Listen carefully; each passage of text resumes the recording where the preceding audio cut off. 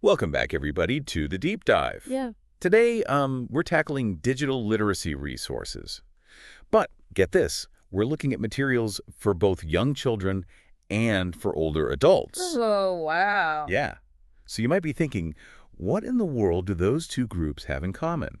Well, that's precisely what we're going to try to unpack today. Yeah. We've got articles, we've got online guides, even a blog post with some hands-on tips for teaching kids, like little kids, about computers.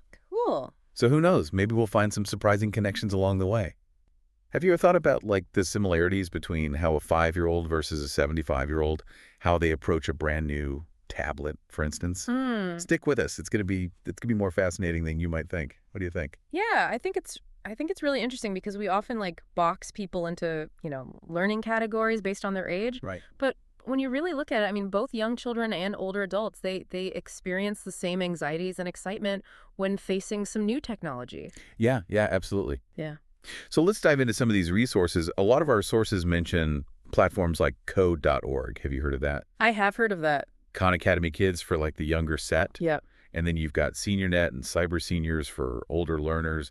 There's even Google Digital Garage, which seems to work for a wider range of ages. What's your take on this? Are these platforms sort of effective because they're tailored for different learning styles, or what? I think that's absolutely right. You've hit the nail on the head. A one-size-fits-all approach just doesn't work with digital literacy. For example, SeniorNet is so effective because it understands the way adults learn. Okay. Their courses are very structured. They break down complex tasks into smaller steps, and they really emphasize peer learning, I see, yeah. which reduces, the fear of making mistakes and builds confidence in these older learners. That makes a lot of sense. So I guess a 5-year-old wouldn't get much out of a SeniorNet course. Probably. Sounds like they'd need something a lot more visually engaging, right? Ah, exactly. That's where platforms like code.org really shine. Okay. They really leverage game-based learning, so lots of colorful visuals, interactive challenges Right. that instantly grabs a young child's attention. That makes sense. Now, our blog post author, he raves about a platform called Scratch Junior. Have you ever heard of this? I have heard of Scratch Junior. It's a visual programming tool for kids as young as 5. Right. And this author even claims that it teaches these complex programming concepts, Yeah. but in a way that kids don't even realize they're learning. Right. Is that really possible? We're talking about 5-year-olds here. It really is, and what's brilliant about Scratch Junior is how it disguises these complex programming concepts as a fun, engaging game. Yeah. Kids are dragging and dropping blocks, they're creating animations, they're telling stories, all while unknowingly developing, the logical thinking and problem-solving skills. Right. That really form the basis of coding. That's pretty incredible. But why should someone who's, 65, why should they care about learning the logic of coding? Right? I mean, they're probably not aspiring to become software developers at this point, right? Yeah, that's a great question. Even if older adults never write a single line of code, understanding those basic programming concepts can really just demystify technology for them. Okay. And take away that fear of the unknown. It's like learning a little bit about how a car engine works.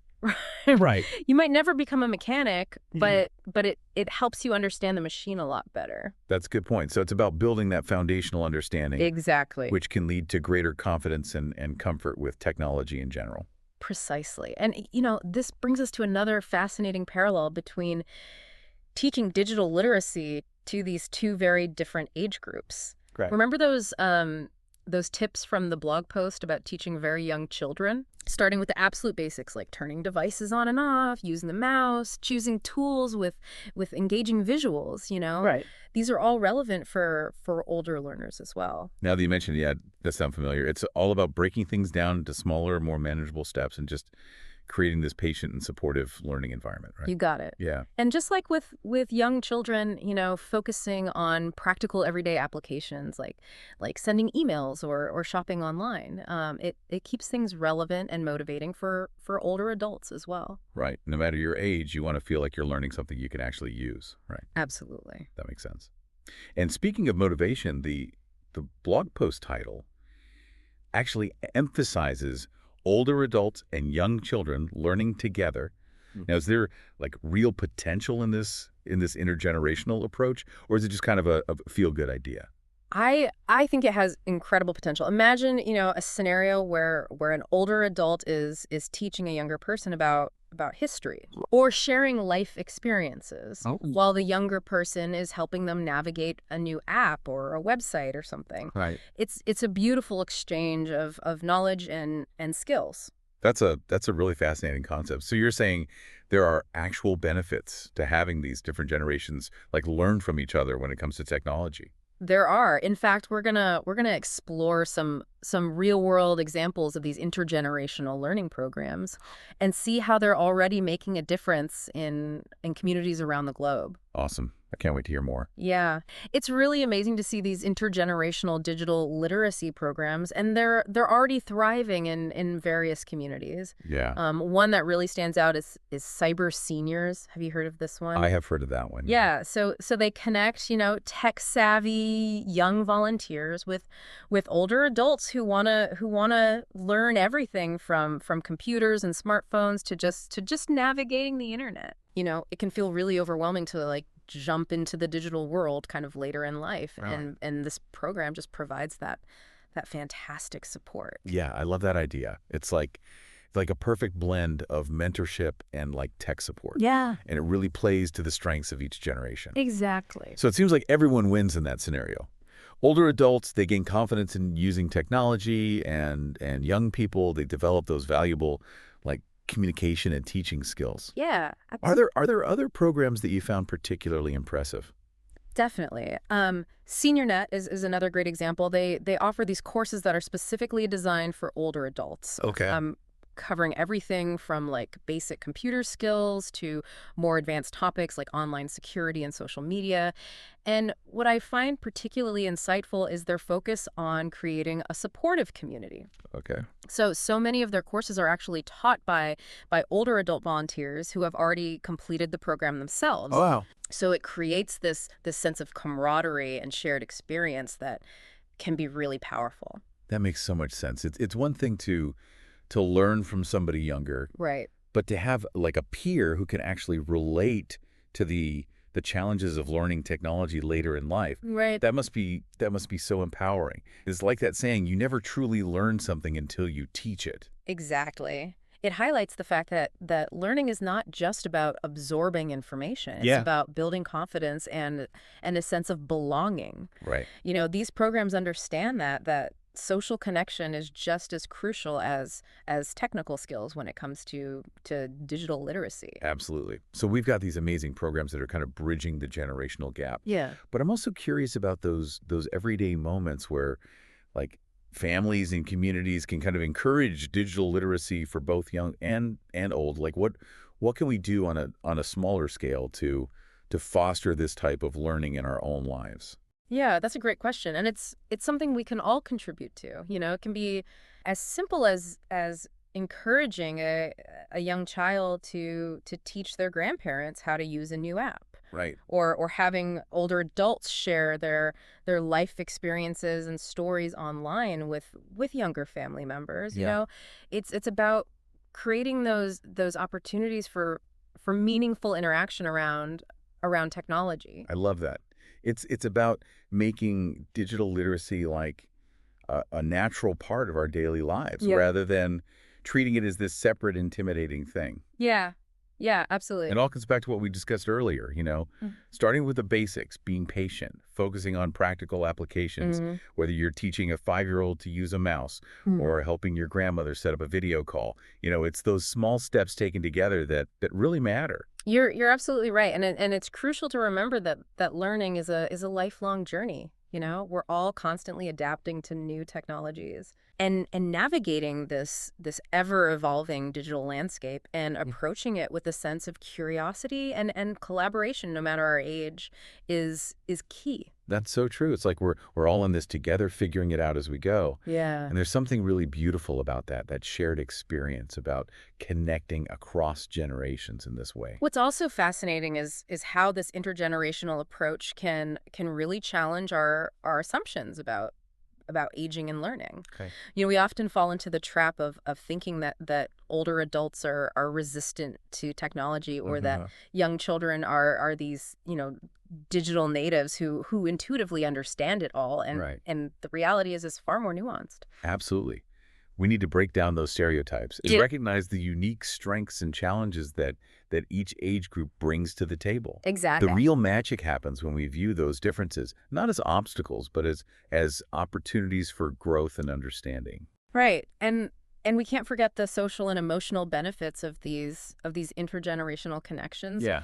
Technology can sometimes feel isolating, particularly for older adults who might be, less mobile or have fewer opportunities to socialize. Right. But these programs and these everyday interactions, they create these spaces for connection, for laughter, for shared learning experiences. As we delve deeper into this topic, that initial question just keeps coming back to my mind. Yeah.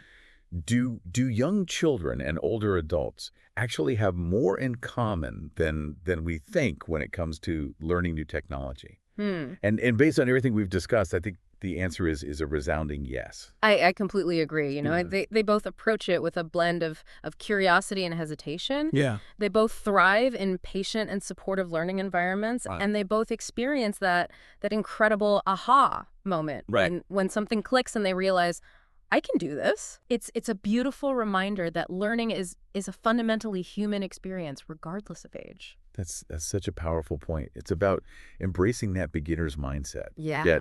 That sense of wonder and possibility that comes with exploring something new. Yeah. And who knows, maybe while teaching each other about technology, we'll learn something valuable about ourselves and each other along the way. Right. And maybe, just maybe, we'll discover that the digital world can be this incredible tool for fostering connection and understanding between generations. That's a really inspiring thought. But before we get too sentimental here, Okay. let's shift gears for a moment. Okay. I want to know what you, our listener, are taking away from this deep dive so far. Yeah.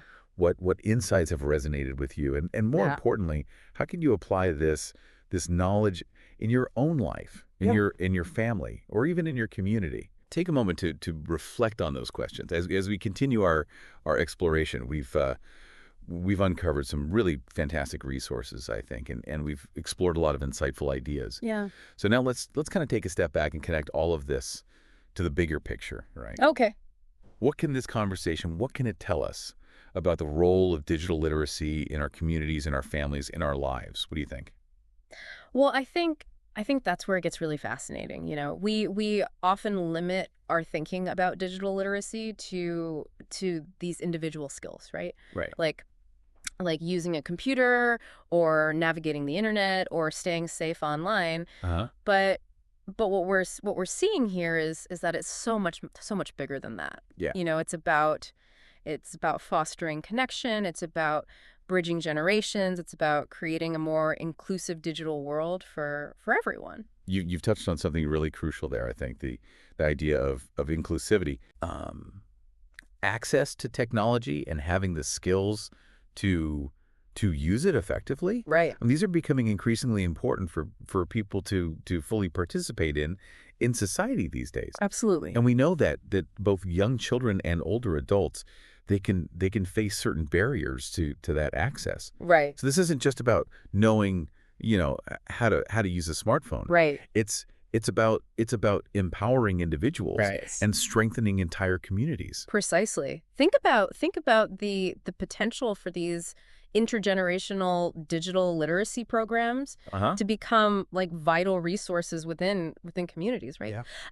Imagine spaces where young people can share their tech skills while learning from the life experiences of older adults. Right. These could be hubs for creativity, for mentorship, for social connection, Yeah. bridging the digital divide and fostering this sense of belonging Yeah. for everyone involved. That's a powerful vision. It makes me wonder, what if we started thinking about digital literacy as like a core element of lifelong learning?